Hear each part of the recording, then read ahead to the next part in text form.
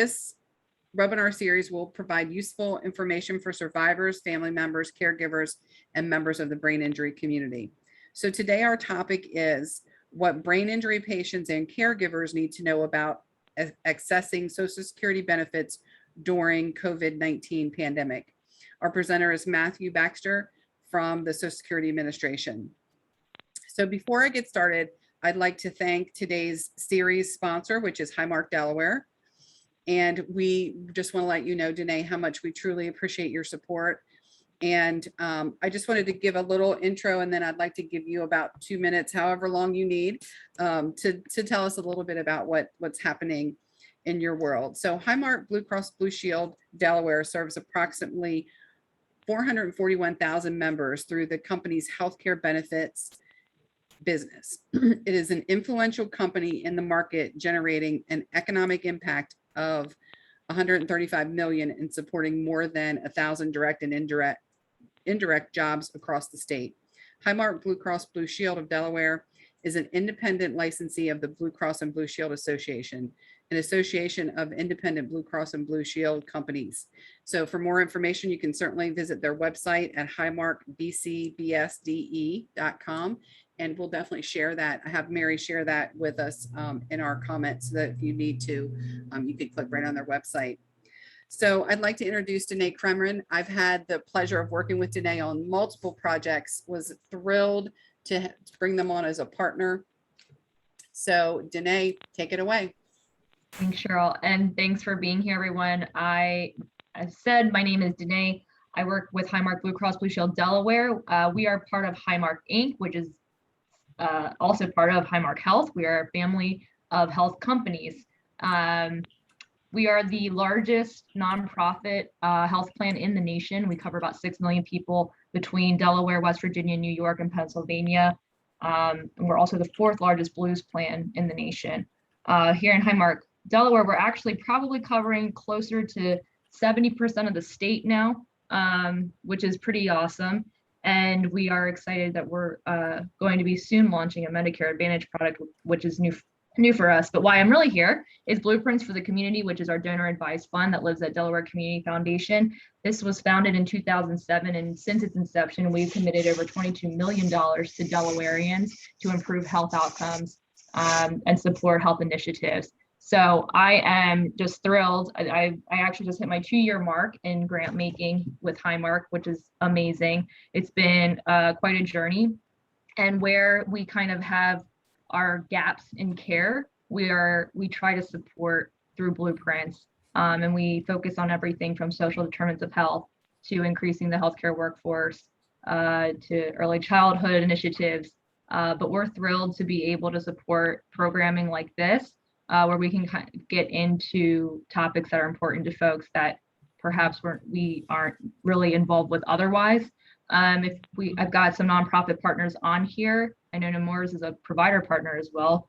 We just approved a grant for you guys too for the community health fair. So I will put my information in the chat. So if anyone is interested in learning more about Blueprints or about Highmark's community involvement, please feel free to reach out anytime. And then I will let you get to the main part of the program. Thanks, Cheryl. Thank you so much today.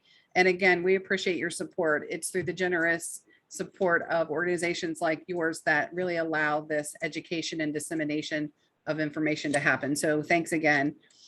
Before we get started, I do have a couple of reminders for our attendees. As I said before, please share your name and your email if you can. It's certainly the business that or the organization that you're representing. Share that in the chat box. And if you have any questions, please enter those in the chat box throughout the time. We will be compiling all of those questions and posing those to Matthew as we get to the end of the program. Also, with the number of people on the call, would you ask everybody to stay on mute so that we can hear the presentation and allow Matthew to have an open mic. And lastly, all the materials from this webinar and the recording of this webinar will be made available on our BIADE website and will also be sent to each of you in a follow-up email. And that includes the folks that haven't been able to join us live. Anybody that registered will get that email. So without further ado, I'm pleased to announce our guest speaker today for our webinar, and that is Matthew Baxter. He's the Public Affairs Specialist with the Social Security Administration. And Matthew has worked for the Social Security Administration for 14 years. Since 2014, he has coordinated the agency's outreach efforts throughout his territory, which is Delaware and the Eastern Shore of Maryland and Virginia for Matthew. He has spent 7 years as a claims specialist in Wilmington, in the Wilmington field office, during which time he received a commissioner's citation, the agency's most prestigious employee award. Matthew grew up in Lancaster County, PA, and graduated from St. Joseph's University with a BA in International Relations. He lives with his wife and 2 cats in Wilmington, Delaware. So welcome, Matthew. We look forward to this presentation, and we'll hand it over to you.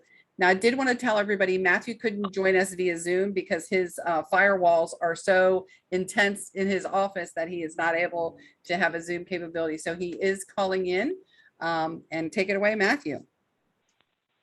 Well, good afternoon, everyone, and thank you, Cheryl, for the introduction and for hosting today's presentation. What we're going to focus on today is what you need to know about our disability programs, how to apply for benefits, how to file an appeal, and also for those of you who are either receiving disability benefits or you are a professional helping those on disability, we're going to spend some time talking about the work incentives that are available to help you re-enter the workforce while collecting Social Security or SSI disability. So let's move on to the next slide, please. As many of you may be aware, Social Security offers 2 types of disability. There is one under Title II of the Social Security Act, and that is Social Security disability, and that comes with Medicare. There is also disability under Title 16, which is called SSI, the Supplemental Security Income Program, and that comes with Medicaid. I know that it's a little bit confusing how Congress named the programs in such a similar fashion, so I want to talk about the difference between Medicare and Medicaid because it's easy to confuse the two. Next slide, please. So first of all, Medicare is the federal health insurance program for people who are either 65 or older, so senior citizens, or people who have been getting Social Security disability benefits for 24 consecutive months, whereas Medicaid is the state health program for people with low income and low resources or limited resources. In most states, including Delaware, children who get SSI qualify for Medicaid, and in many states, including Delaware, Medicaid comes automatically with SSI eligibility. And unlike Medicare, there is not a 24-month waiting period. You get the you get the Medicaid right away with the SSI. Now I want to talk a little bit more about how you go about getting approved for disability, what our definition of disability is. So let's move on to the next slide. So in order to be found disabled, you must be unable to engage in any substantial gainful activity because of either a physical or a mental impairment or both.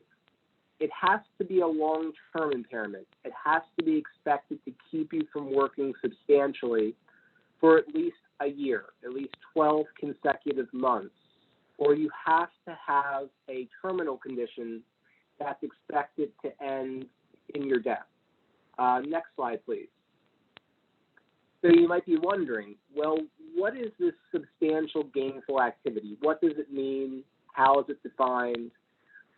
Every year there is a different threshold over which generally if you're grossing over the limit, it is considered that you are working substantially and therefore not eligible for disability consideration if you want to apply for disability. This year, as you can see, if your condition is anything other than blindness, the threshold is set as the ability to earn $1,310 gross. If you happen to be blind or you're caring for a blind patient or client, that person can earn up to $2,190 gross per month and still be considered for disability benefits. Now, SSI only uses substantial gainful activity as a measure of work during initial claims, whereas Social Security disability uses it throughout the life of the claim, and it also has an impact while you are collecting benefits as well.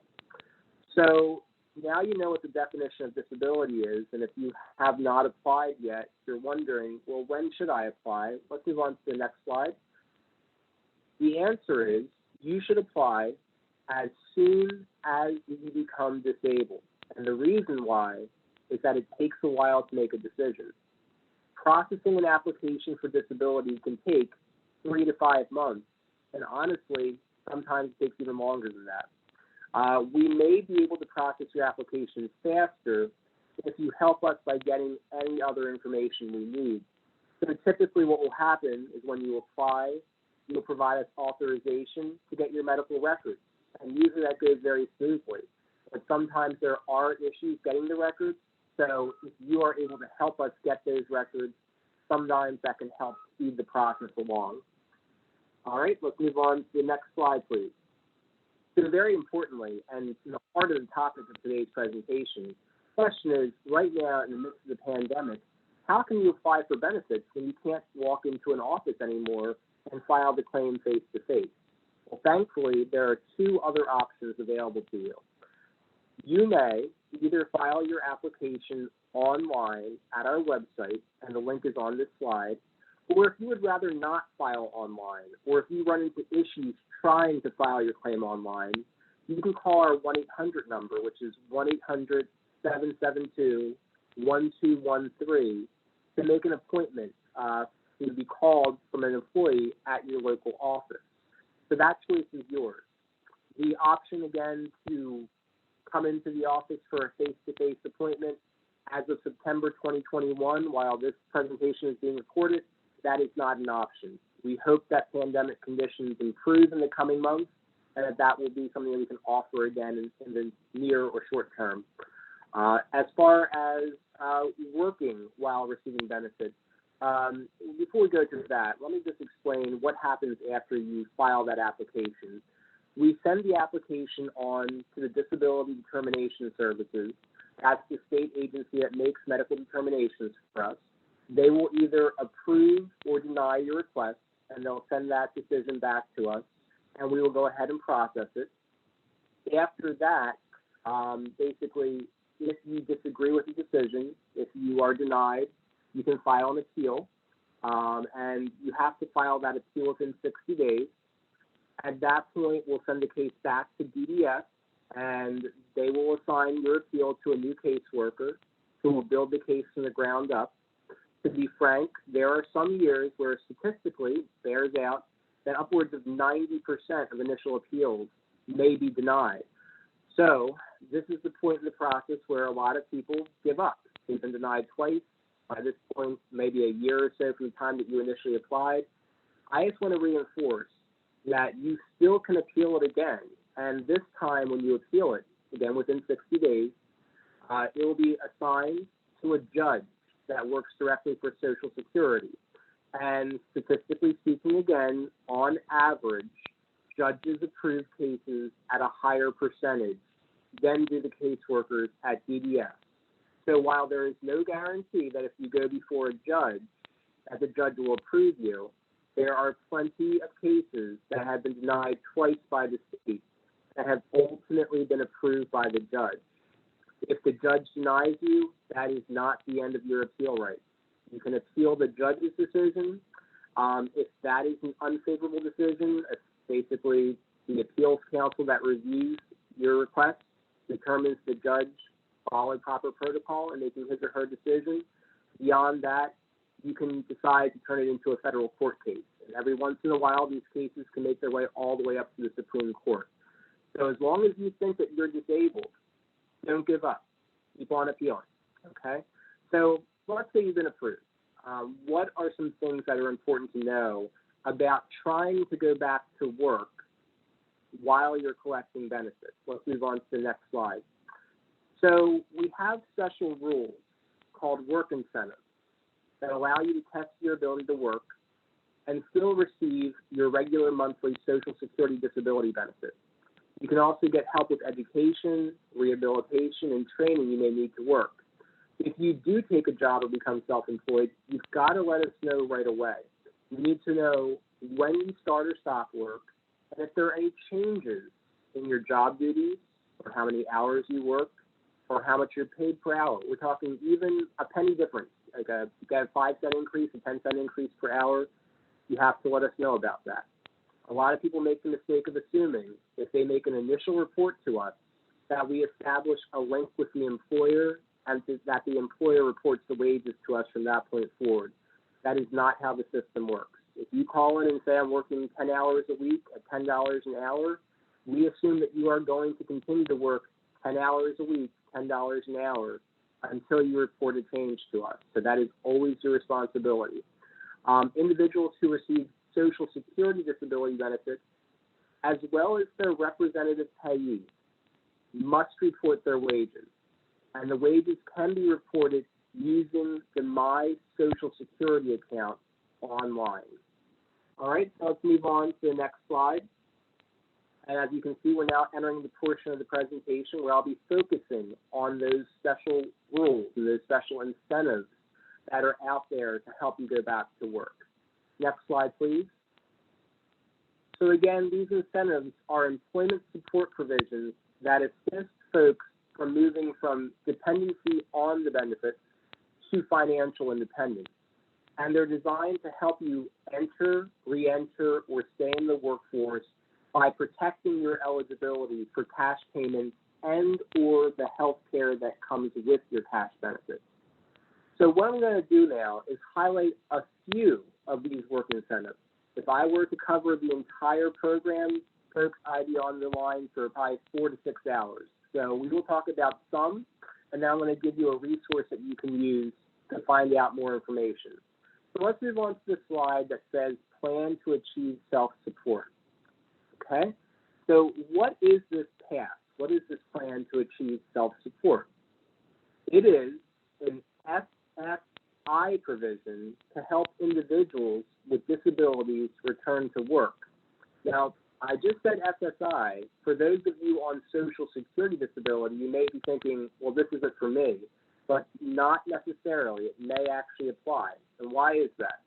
Well, if you receive SSI, or you could qualify for SSI after setting aside income or resources so that you can pursue a work goal, you could benefit from having a path approved. So how does a path help someone return to work? For those of you on SSI, you know that we base your eligibility and payment amount on your income and resources. A path lets a disabled person set aside money and things that he or she owns to pay for items or services needed to achieve a specific work goal.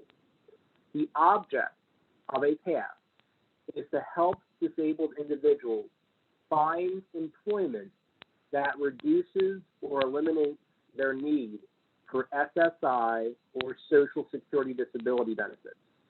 So let's talk some more about this. Next slide, please. So what kind of expenses can a path help you pay for?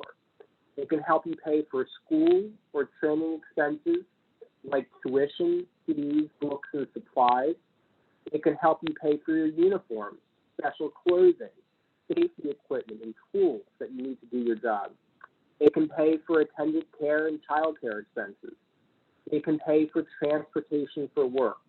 It can pay for employment services such as a job coach, as well as if you want to start your own business, your startup expenses, supplies to start a business. Next slide, please. So I'm going to give you 2 examples now of how the path can help folks out in achieving their goals. We're going to talk about Billy, and then we're going to talk about Maria. Billy is receiving SSI to use his path. Maria is getting Social Security disability, but also qualifies for a path. Well, let's talk about Billy first. Billy wants to go to school to become a social worker. Billy works part-time and earns $665 per month before taxes. All these figures I'm going to give you folks are gross figures before taxes. So we figure Billy's countable income. Countable income is synonymous with offsettable income using the earned income formula. So for those of you on SSI, you're probably aware of this, but the first $20 of other income that you receive besides your SSI does not count against you. Doesn't matter whether you earn that $20 or your mom or dad handed you $20 in cash, that does not offset your SSI. So we can subtract that from Billy's earnings. That brings him down to $645. For those of you on SSI who are working, you probably know the next $65 you earn also does not count against your SSI. So that brings Billy down to $580 of wages that we have to be concerned with. What do we do with that remaining amount? We divide it in half, okay? And that comes out to $290 in countable income. And that is going to offset the SSI. So Billy's earned income ultimately reduces his SSI benefit of $794, which is the maximum SSI benefit this year, by $290. It brings his payment down to $504.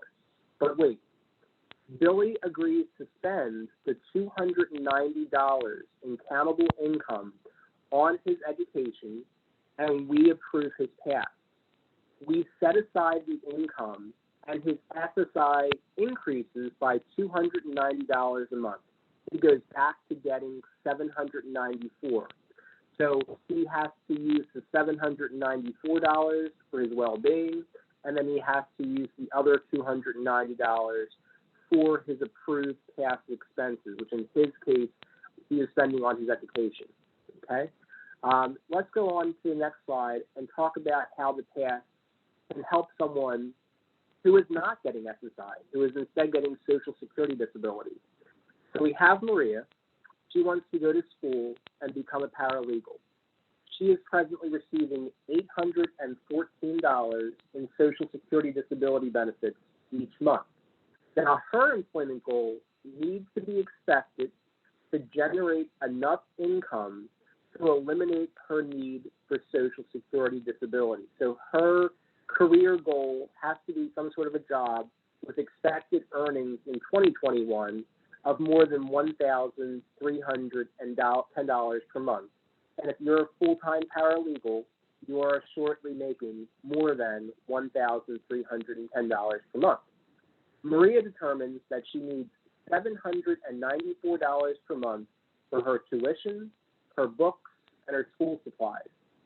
We can deduct the $794 in school expenses from her Social Security disability benefit and then deduct the remaining $20 as the general SSI exclusion that doesn't count against you, so that her Social Security disability benefit does not count as income against her SSI eligibility, and all of a sudden now she is eligible for the full SSI payment of $794 plus her $814 Social Security disability benefit that normally would keep her from getting the SSI. Now, Maria must use the SSI payment of $794 for her living expenses, and she has to use the set-aside funds from her Social Security disability to pay for her approved plan expenses, which, just to remind you again, in her case, are her tuition, books, and school supplies. Okay, so let's move on to the next incentive. Next slide, please. So this one is for the folks on the call who are receiving SSI and who are under the age of 22, or for the caseworkers on the call who have clients who are on SSI and under 22, who are also regularly attending school. In those cases, we do not count up to $1,930 of your earned income per month when we figure out your SSI payment amount. Now, there is a cap on how much can be excluded. That cap is $7,780. which I believe is at $19.30 multiplied by 4 months. So basically, it allows you to pursue a pretty nice job during your summer break or your Christmas break, etc. Now, it's important to define what regularly attending school means. It means that you're in college or university for at least 8 hours of instruction per week, or you're in grades 7 through 12 for at least 12 hours a week, or if you're in a training course to prepare for employment, you have to be in that course for at least 12 hours a week, or 15 hours a week if it involves shop practice, or there are exceptions. We can consider you regularly attending school even if you're spending less time than what I just mentioned, if it's for reasons beyond your control, such as illness. If you are homeschooled and you're in grades 7 to 12, the rule is the same as if you were in a public or private school. You have to be receiving at least 12 hours of instruction per week. Okay? Next slide, please. So here is another SSI provision. It's called Medicaid while working. How does it work? So your eligibility for SSI will continue for as long as you meet the basic eligibility requirements and you are under the income and resource limit. We will continue to figure your SSI amount in the same way as before. If your state provides Medicaid to persons on disability on SSI, which Delaware does, you will continue to be eligible for Medicaid. Each state has a Medicaid threshold. Okay, so do you need to apply for this special protection? No, you do not need to file a special application. You just have to keep us up to date with your work activity. I want to talk a little bit more about this on the next slide, please. So after you return to work, Medicaid coverage can continue even if your earnings become too high for an SSI cash payment. So to qualify, a person must meet all of the following criteria. You had to be eligible for an SSI cash payment for at least 1 month. You must have received at least one deposit from SSI before going back to work at a level at which the SSI is cut off. You would be eligible for that cash payment except for your earnings. You are still medically disabled. You meet all other eligibility rules, including the resource test. And for any of you on SSI who are unaware of what that resource limit is, as an individual, you can't have more than $2,000 to your name. And as a married couple, if you're living with a spouse, we count the spouse's resources as well. And you can't have more than $3,000 to your name. You don't count the home in which you live, the value of that home. You don't count the value of your primary vehicle. And if you set aside some money for your burial, that money usually does not count either. But everything else does count against your eligibility for SSI.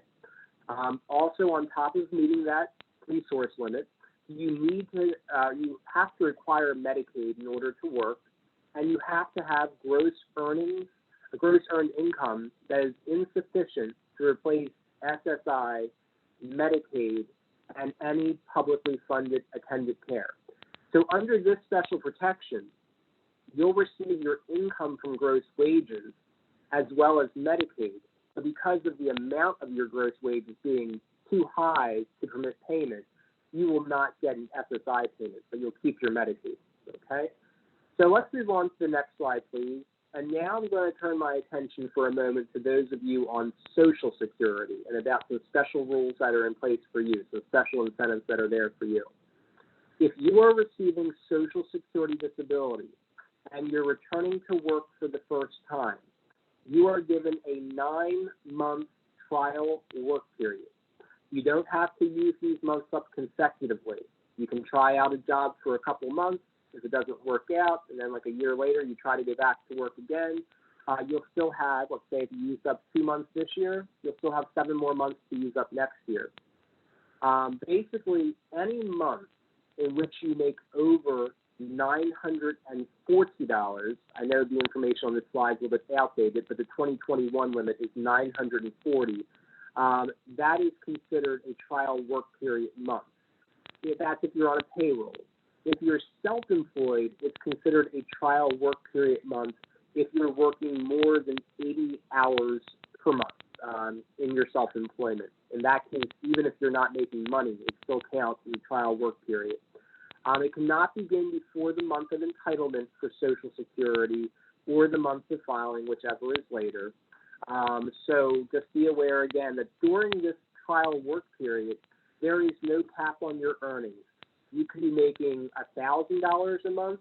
You could be making $10,000 a month. It would not matter.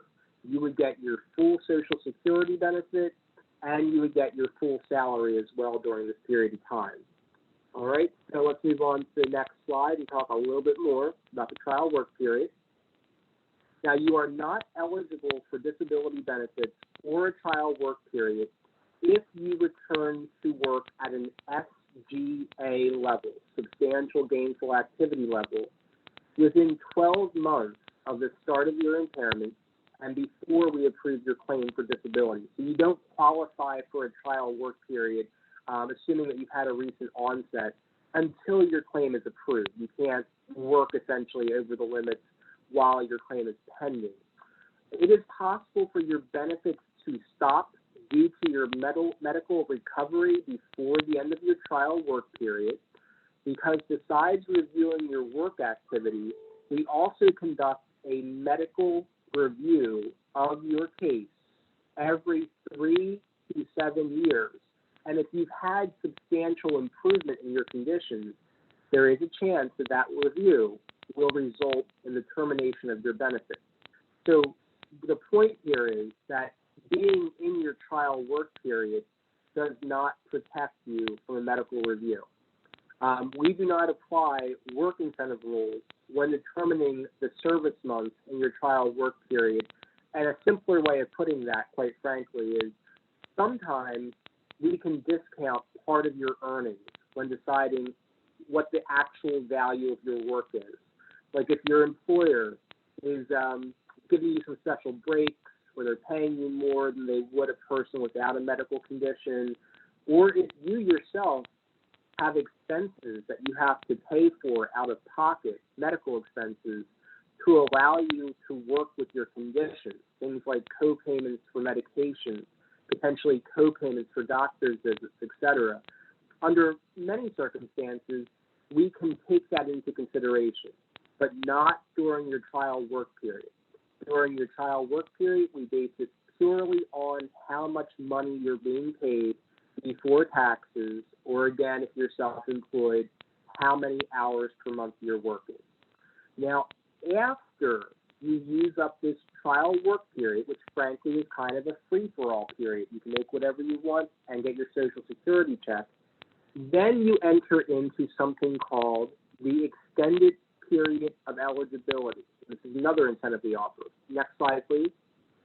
So it begins the month after your trial work period ends, even if you're not working that month. So like if you just used up your 9th trial work period month and you quit that job or you lost that job, it doesn't matter. Your extended period of eligibility still starts the next month. Now, the first 36 months of the extended period of eligibility is called the Re-Entitlement Period. And this is some crucial information to understand.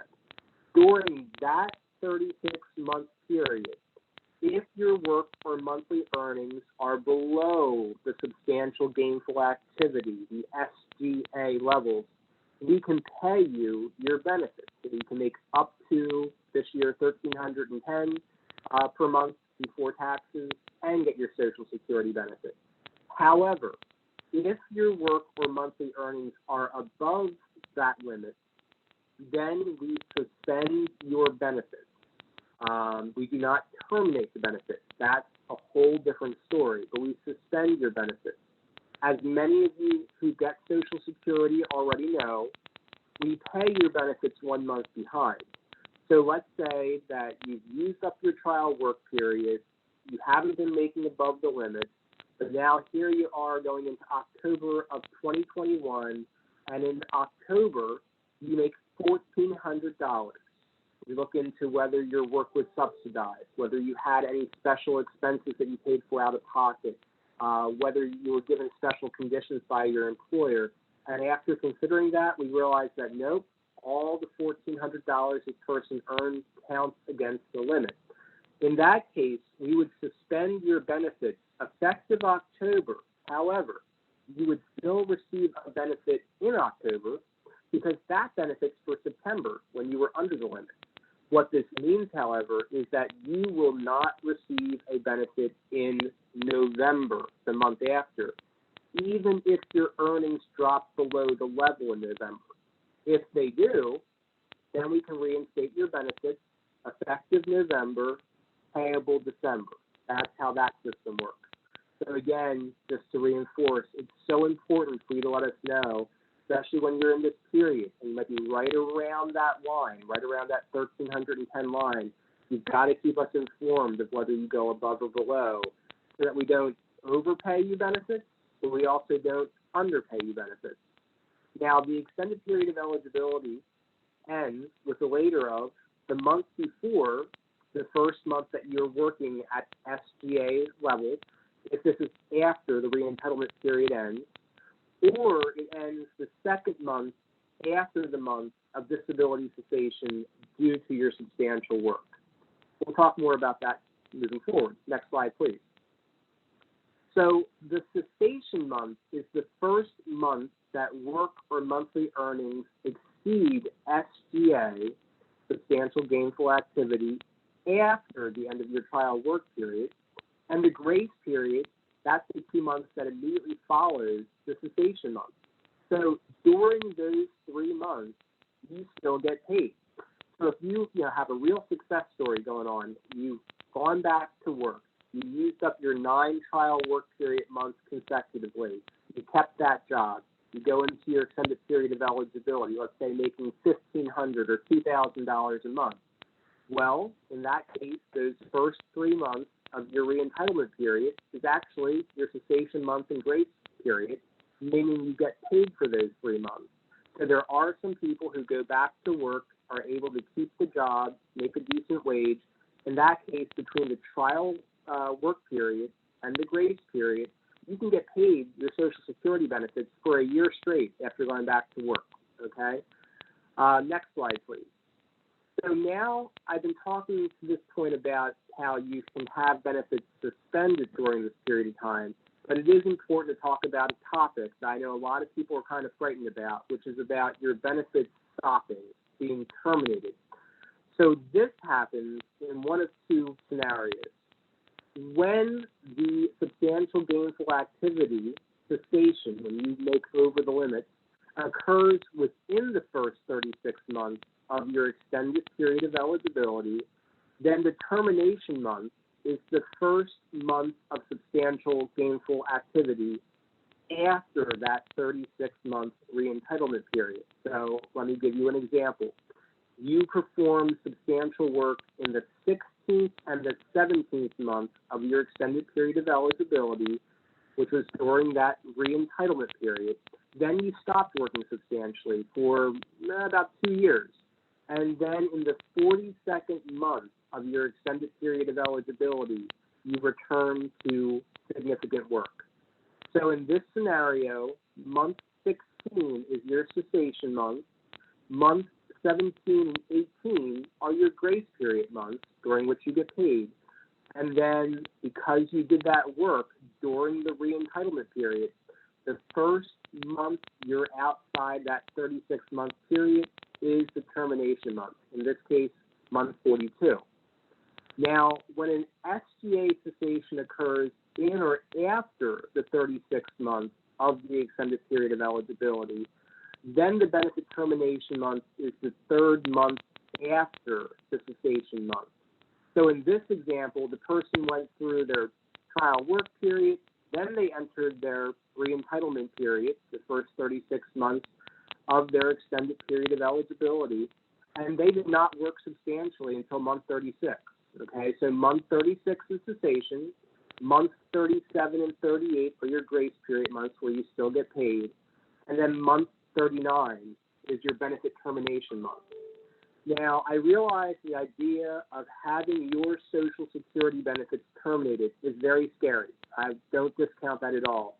But I want to try to reassure you that if that happens, there is still yet another incentive that you can use to have your benefits reinstated. So let's move on to the next slide and talk about that. This is called the Expedited Reinstatement, or we call it usually within the agency an EXR. It's just a fancy name for a medical reinstatement request. It's your safety net if your cash benefits end because of your work. If you make less money or you have to stop working because of your disability, we may be able to restart your benefits right away without you having to refile for them. You're allowed to do this if you stop working above the substantial level and your disability is the same as or related to the disability that got you approved in the first place. And finally, this is very important, you make that request within 5 years of when your benefits were terminated. So it's within 5 years of us cutting your benefits off because you were working and making above the limit. If you have to stop working at that level, then you are protected. Now, on the other hand, if we terminate your benefits and you keep on working for 10 more years above the limits and then you come back to us, then you do have to file a new claim because it's been more than 5 years since your benefits were terminated. So assuming that you meet this criteria, how does the EXR help you? It allows you to receive up to 6 months of temporary cash benefits while DBS, the state agency, is conducting the medical review to decide if we can reinstate your benefits. You may also be eligible for Medicare and or Medicaid during this provisional benefit period. So if you ever find yourself in this situation, you were on Social Security disability or SSI disability, you were terminated because of your work, and it's within 5 years of that date, definitely talk to your claim specialist about your options. The EXR is not right for everyone. There are some people who may be better off filing a new initial claim, but on the other hand, there are many people for whom the EXR may be the right way to move forward. All right, let's move on to the next slide, please. Now I want to talk to you for a moment about the Ticket to Work program, and whether you're getting Social Security or SSI, the Ticket to Work program is there for you at no cost. It helps you get training and other services that you need to go back to work. Most disability beneficiaries are eligible to participate in the Ticket to Work program and can select an approved provider of their choice who can offer the kinds of services that you need. Now, unlike the trial work period where I told you that can't protect you from having your case medically reviewed, the Ticket to Work program is different. Even though I have to be honest, it's rare to see this, which is kind of unfortunate because a lot of people are not taking advantage of this program. If, when we start a medical review for a person, we see in our system, and we do have a system we have to check every time we start a review, if we see that you are actively using your ticket, if you're pursuing goals through the program, you're in the program, you're actively in the program, we cannot conduct a medical review. So you are protecting yourself from being reviewed medically if you are actively using your ticket, okay? Next slide. So this is the last slide about work incentives. Like I basically said at the beginning of the presentation, I just kind of scratched the surface with the information I gave you today. It would be close to a full day presentation if we were to go into depth about every single incentive out there. But that being said, whether you're receiving Social Security, whether you're a caretaker for someone on Social Security, or whether you are a professional assisting clients on Social Security or SSI, I strongly advise you to familiarize yourself with the Red Book, and that is our best guide to the work incentive. It is updated every year with the new thresholds. Everything is written in plain English. There is no Social Security ease in there. Any acronyms that are used are clearly defined. So again, it's a really great resource that can help you in your journey to financial independence, and also can help your clients and your loved ones who are on disability as well. So with that being said, I want to wrap things up by just spending a brief few moments talking to you about another important topic. And this applies to everyone, whether you're receiving disability, retirement, whether you're working without benefits, doesn't matter. Next slide, please. It's about protecting you from fraud and abuse, okay? As some of you, probably most of you know by now, for the past 3 years or so, there has been a massive ongoing Social Security impersonation scam, okay? If you're like me, you've probably gotten at least a dozen of these voicemails over the past 3 years where they leave a message saying, in essence, there is something wrong with your Social Security account. Either there's illegal activity occurring on your account's been suspended, your number's been suspended, whatever the case may be. They normally also include a threat in the message. They usually will say, if you don't call us back, we're going to start legal proceedings against you, or we're going to have you arrested, whatever the case may be. So I know it's really scary when you get a message like that, and you don't know who to trust. I mean, maybe it's the Social Security Administration. How would you know? Well, I can tell you that is not the way that Social Security conducts business. Those are 100% scam calls. What they want is your money, because if you get scared and call them back, they will ask you to verify some information. They'll ask you some questions about yourself. But here's the thing. What they really want, again, is you to go to the store and buy gift cards to pay what they'll claim is a fee that you owe Social Security. They'll ask you to call them back at a certain number once you buy the gift card. And when you call them back, they will ask you for your gift card information. When you give them the gift card information, they will take the money off your account electronically. They have the ability to transfer that money from your gift card to their bank account. And folks, unfortunately, if this happens to you, once that money is gone, it's usually gone for good. Social Security is not going to help you get that money back. We have nothing to do with this scam. The store that you bought the gift card from is probably not going to give you a refund. And the card company itself is probably not going to be able to reverse that transaction, okay? So moving on to the next slide. So now that you know what a scam call sounds like, I want to explain to you that before the pandemic happened, before COVID happened, but certainly while we're here in the pandemic, and also during the post-pandemic era, which is hopefully around the corner, we conduct plenty of legitimate business by phone. So you should not assume that everyone that calls you about Social Security is a scammer.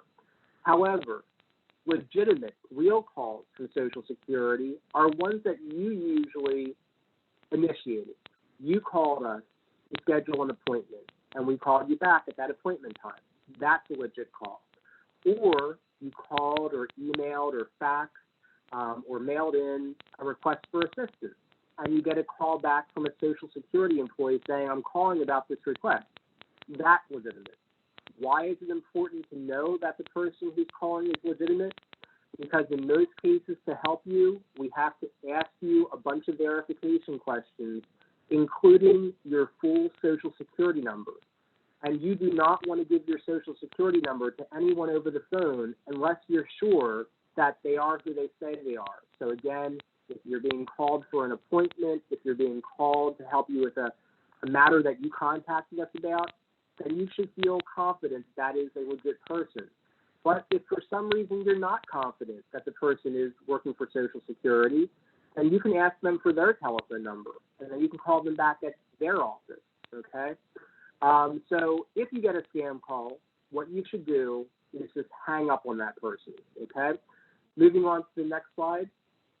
So just in general, 3 tips to protect yourself. You should always understand the threat, which is why I bring this topic up in any presentation I make to whoever I'm presenting to, because this is targeting everyone. It doesn't target senior citizens. It doesn't target people on disability. It targets everyone with a phone number, okay? So understand the threat, exercise caution, and secure your information. Now, if you do call one of these scammers back, and if you do give them your information, and maybe you buy a gift card and the money is stolen from you, we always appreciate it if you report that to us. You can do this anonymously. You don't have to give your name or your social security number. You can call the 1-800 number on this slide, or you can visit our website. The portion of our website where the form is located to report the fraud is OIG, as in Office of Inspector General, .ssa.gov. Next slide, please. Just to wrap things up here, another way to protect yourself from other kinds of fraud is to go to our website, which is SSA.gov, www.ssa.gov, and establish your My Social Security account. This essentially is what our homepage looks like right now. You'll see on the bottom left-hand corner that there is a graphic there that says My Social Security. That's where you click to start the registration process. And after you register your account, that's where you go every time you want to sign in. So first of all, what you should be aware of, one good reason to sign up is that once you sign up for your account, no one else can sign up for the account for you. Sadly, unlike the gift card scam that I just talked about, normally the people that create the account fraudulently are people that know you or have known you in the past.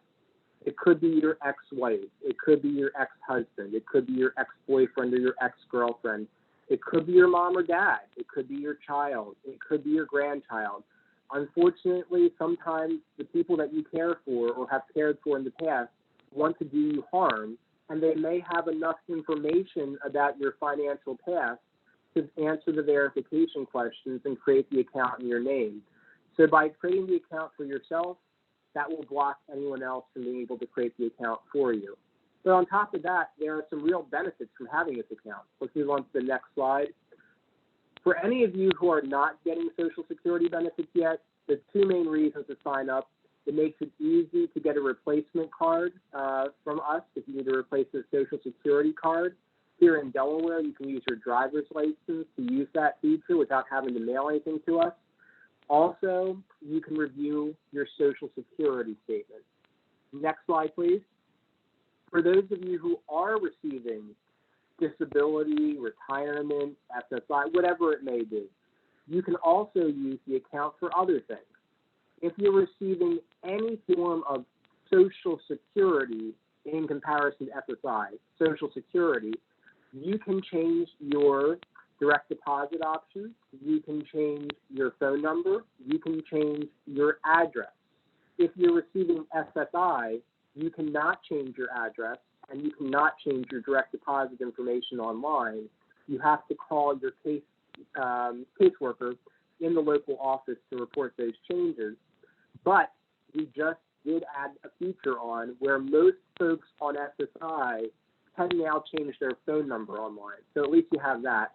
But very importantly for all of you, whether you're getting SSI or Social Security, this account is the easiest way for you to get your benefit verification letter, which a lot of organizations call your award letter. So rather than having to call us and then wait a week or two to get the letter by mail, you can just log into your account, click on a link to your benefit verification letter, click print, and there you have it, okay?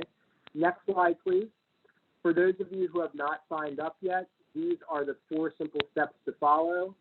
I want to tell you there are over 60 million people with accounts now. Every username you can possibly think of, any common username you can think of, has already been taken. But if you want to use a common phrase, that's okay. You'll have to add letters or numbers to the beginning or end, or both, of that phrase to make it unique for yourself. Next slide, please. We also added multi-factor authentication on. That's a fancy way of saying that every time that you sign in, we will send you a code by text or email, and that is mandatory. And then you will sign in using the code. Next slide, please. This just shows you how simple the process is. Step 1, this is after you register your account and you're signing in. You enter your username and password, and then you enter the code that we email or text you. I can tell you from personal experience that second step only takes about 5 seconds. and it protects you. That way, if someone else gets a hold of your username and password, they will be unable to access your account because they won't have access to your phone or your email address. All right, next slide. So this is the second to last slide of the presentation. This slide includes a very useful link. I recommend that you all save this as a favorite and that you also share this with anyone you care for who you think could benefit from some education about Social Security. What this is a link to our regional calendar events. Everything you see listed on this calendar is both free and open to everyone, okay? So there's never any cost involved with the events that we list on this page. Right now, you're not going to see very much because it is September 2021. We're still in the midst of the pandemic, and we are not permitted to go out in the community and provide outreach face-to-face. However, you may see a few virtual events listed on there that are open to the public, and down the road, as conditions improve, you're going to likely start seeing some in-person events where we will be either making a presentation or setting up an information table to give publications out and answer your questions. So again, please do share that with everyone you care for. I make a number of different kinds of presentations. Let's talk about that on the next slide, please. I offer something called the Social Security 101 presentation, which is a complete overview of our disability, retirement, and survivor benefit program. It's quite extensive. I just made that presentation a couple of times in the past few days. It lasts close to 2 hours. I also offer a work incentive workshop, what you need to know about working while collecting disability benefits. To be frank, I provided a good bit of that presentation today, but there were some incentives that I did not spend time on that I do talk about during the workshop. So it's a more fully fleshed out discussion of our incentives. I also offer something called Disability 101, which really focuses on the application and appeal process. And then I also offer a presentation for folks who are already receiving Social Security retirement called Retiree 101. So it doesn't matter, whether your loved one is just starting their career or whether they're in retirement or they're anywhere in between. Everyone can benefit from some knowledge about our Social Security programs because, as you are all aware, we are more than a retirement program. We offer benefits that protect you and your family throughout your entire life. So with that being said, I want to thank you folks so much for hosting today. I really appreciate this opportunity. Now I'm going to turn things over. If there's some time for Q&A, great. I also want to say, folks, before we move to that phase, if any of you have kind of personal, private questions about your Social Security situation that you don't feel comfortable asking in front of everyone, please contact me directly. You can reach me at 302-450-2292, and I'll repeat that. It's 302-450-2292. Again, thank you again for your time and attention, and I hope you found this information useful. Awesome. Thank you so much, Matthew. We really appreciate it. That was a lot of information, and we appreciate your time and attention to all the details. I did want to thank our sponsors again one more time. Hi, Mark, Blueprint for the Communities, and Danae for joining us today.